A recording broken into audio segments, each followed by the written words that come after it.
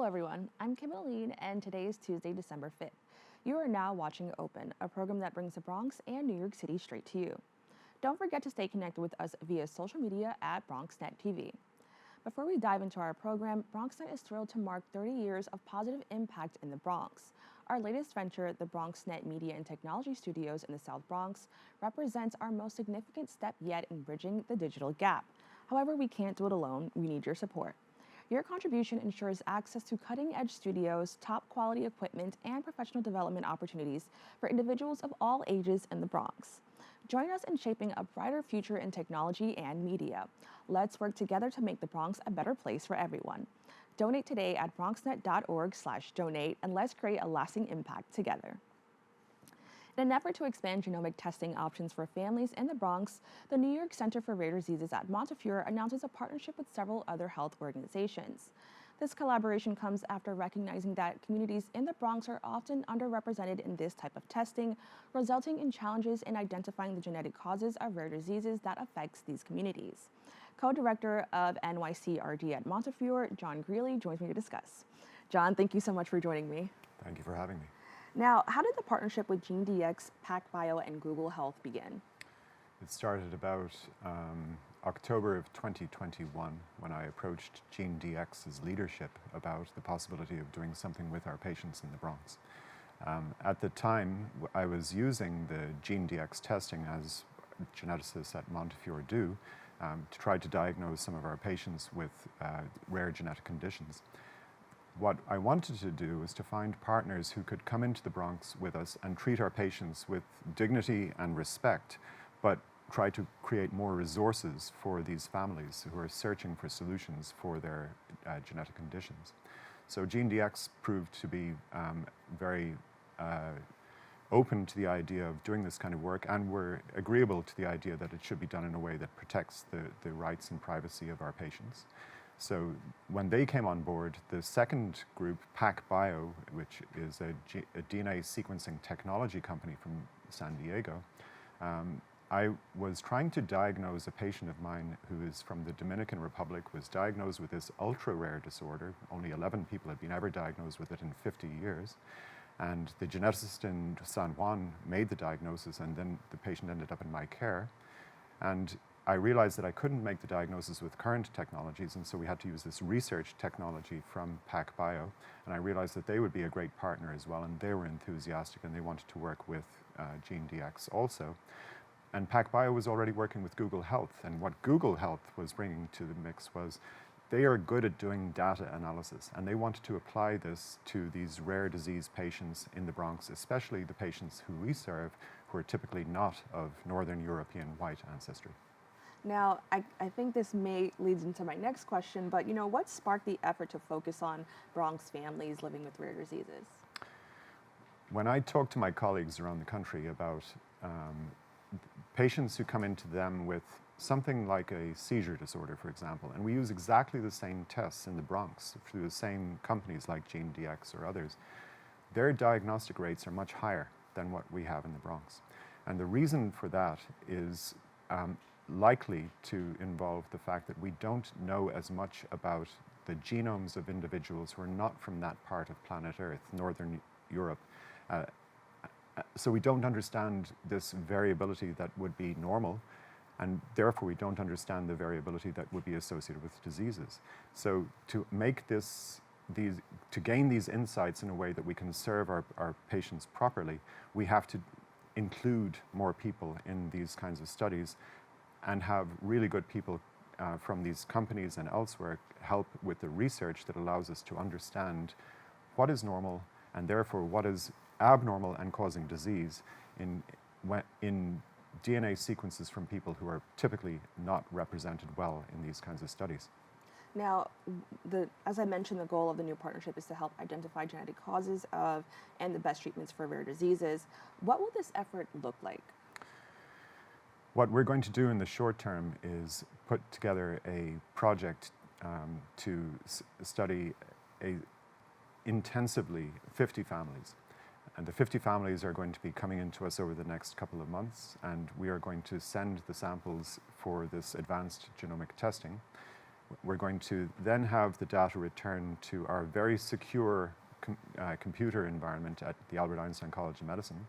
And then everybody is going to get, who's involved with the project, is going to get involved with how to analyze these data in a way that makes sense for the patients that we're studying, with all of the diversity of their genetic backgrounds.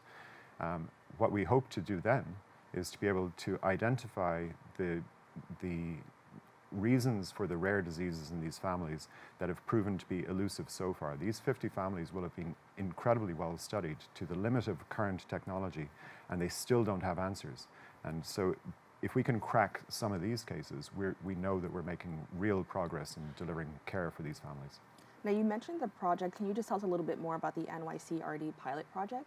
Yeah, that's it. So the New York Center for Rare Diseases is that the pilot project will be the 50 patients, and what we're going to do subsequently, hopefully, is be able to roll out these tests for families more generally in New York City and in the Bronx in particular, and have it as one of the 3 areas that we want to focus on in the New York Center for Rare Diseases.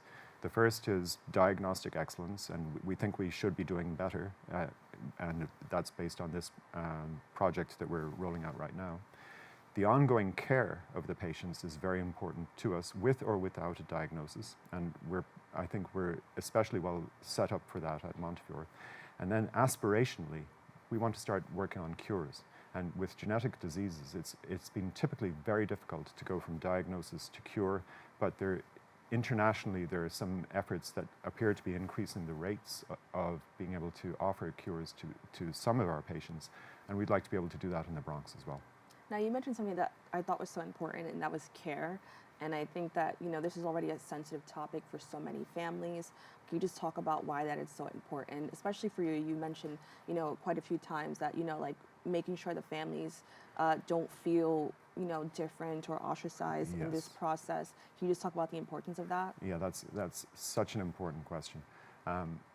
Families who have a member with a rare disease often feel like they're a burden on their health system. They turn up and the child is in a wheelchair, or they have special needs, or whatever it might be.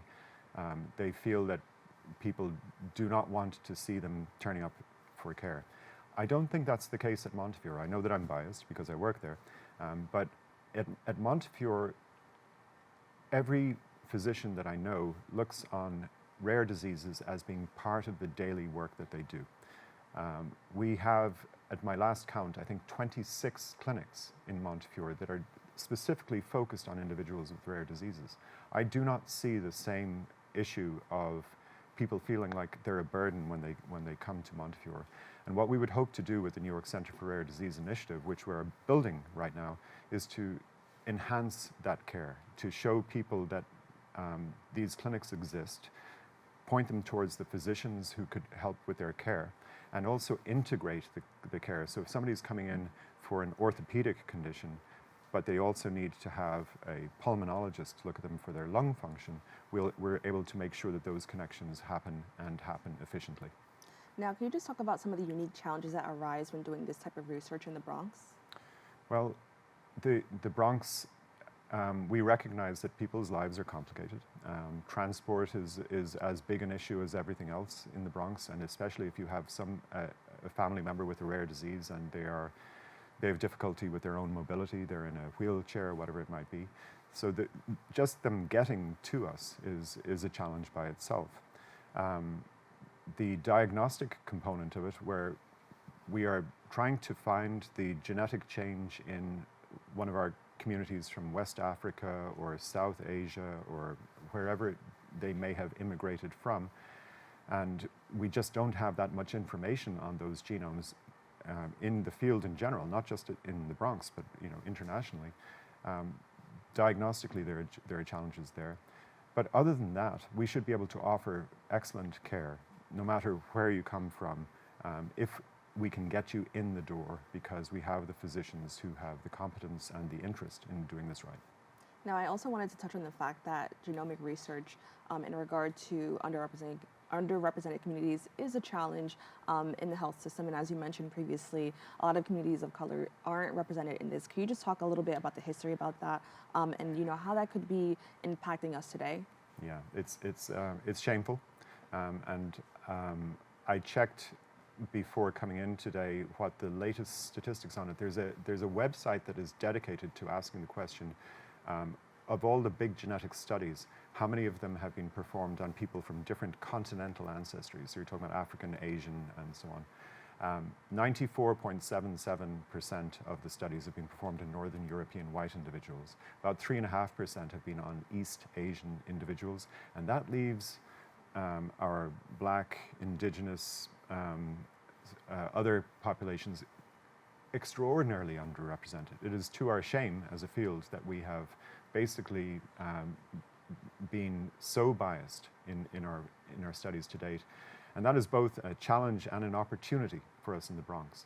The opportunity is that because we have patients who are coming from all corners of planet Earth to our health system, perhaps we could improve the representation of people who are not Northern European white by offering genetic studies.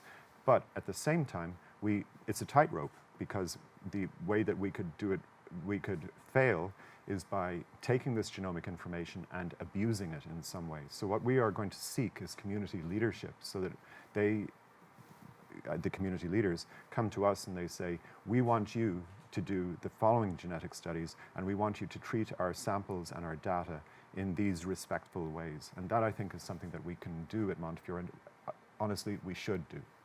Now, the overall goal is to offer more life-saving resources for families with rare diseases. How does Montefiore support families during this research? And you talked about it a little bit with care, but what are some other ways Montefiore is supporting these families? I think what we have in our genetic service is, as well as the clinical geneticists ourselves who are trained as physicians, we have genetic counselors. And genetic counselors are, and here in New York City, we have a wonderful program at Sarah Lawrence where we have genetic counselors who are being educated every year, and we have, it's a wonderful local resource for us. Genetic counselors are able to communicate this complex information about genetic testing very, very well to families, and are able to answer all their questions, so that if somebody like myself is stretched, I know I can rely on my colleagues who are extremely well trained to give the information about what the latest is about this particular condition in terms of clinical trials, treatment, other resources. So we have genetic counseling services at Montefiore, and again, I'm biased, but I think they're wonderful. Well, John, I want to thank you so much for joining us and really having this really important discussion. I definitely learned a lot, and we talked about the importance of representation, in this field. So I truly appreciate you coming here and talking about this. Thank you so much. To keep up with the New York Center for Rare Diseases at Montefiore, please go to the website www.montefiore.org. Don't go away. We'll be back with more Open right after this.